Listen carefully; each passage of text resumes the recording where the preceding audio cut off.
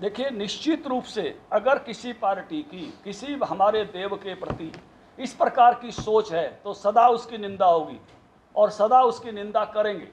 ये वही लोग हैं जो घर में बैठ के कहते हैं हम राम को मानते हैं और 21-21 वकील उसके विरोध में खड़े करते हैं। ये वही लोग विरोध हैं जो इन आराध्य देव को मानने वाले संगठनों पर बैन लगाने की बात करते हैं और आतंकवादी संगठनों का बैन हटाने की बात करते हैं। ये वो दोगले लोग हैं जो केरला स्टोरी को बैन करने की कई राज्यों में बात करते हैं और कोई हमारे खिलाफ कोई अगर वो चीज़ आती है तो कहते हैं जनता को दिखना चाहिए, जाना चाहिए, पता लगना चाहिए और बाद में दुबक जाते हैं जब कोई ऐसी चीज़ आती है। तो ये हमेशा जो माइनॉरिटी की अपीजमेंट की पॉलिटिक्स कई लोग कर रहे हैं, ये देश के सामने आना चाहिए और देश के सामने इसको रखते रहिए। लेकिन बजरंग बली कैसे हो सकता है? नहीं भैया, बजरंग बली को मानने वाले संगठन को बैन करना, एक शांति प्रिय संगठन को बैन करना और किसी आतंकवादी संगठन से उसकी तुलना करना जो सीरिया में आतंकवादी बनाकर भेज रहे हैं, कर्नाटक की जनता तो ऐसे नहीं भैया, ऐसा नहीं है।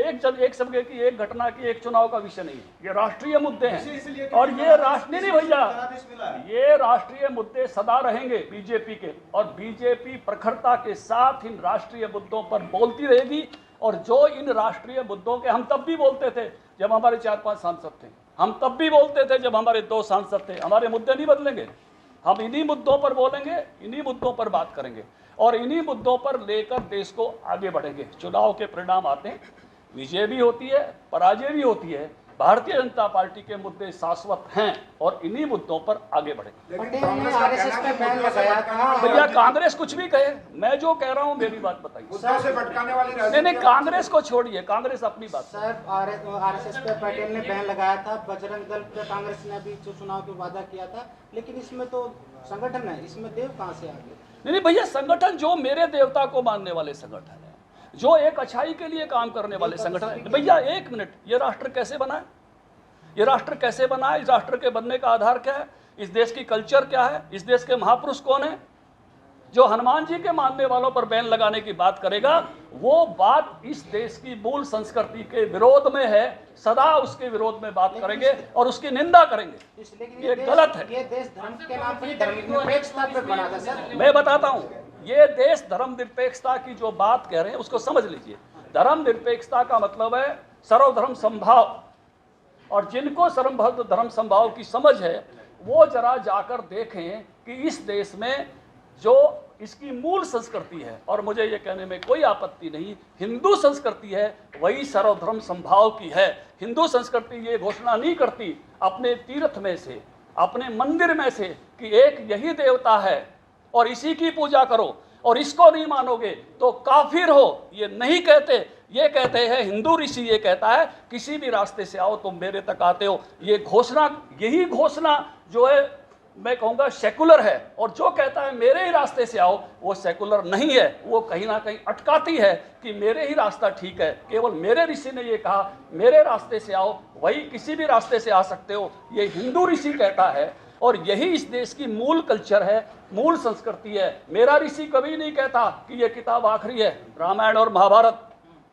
मेरा ऋषि कहता है आत्म दीपो भवय चरवेती। कोई 1600 साल पुरानी, कोई 2500 साल पुरानी किसी किताब पर मेरा ऋषि ठहरने की नहीं कहता।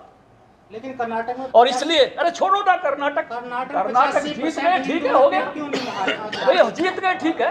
कर्नाटक कोई बेंचमार्क नहीं है भैया, हो गया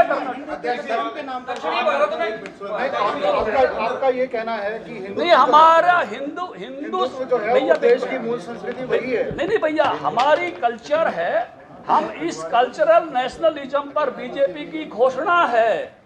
हम सांस्कृतिक राष्ट्रवाद को मानकर चलते हैं, यही हमारा राष्ट्रवाद है। और दुनिया के राष्ट्र, अगर आपको हम उस प्रकार का राष्ट्र नहीं मानते। हम ये मानते हैं कि देश अगर बना है इस कल्चर के कारण बना है और इस कल्चर के कारण खड़ा हुआ है। इस कल्चर पर आधारित ये देश है।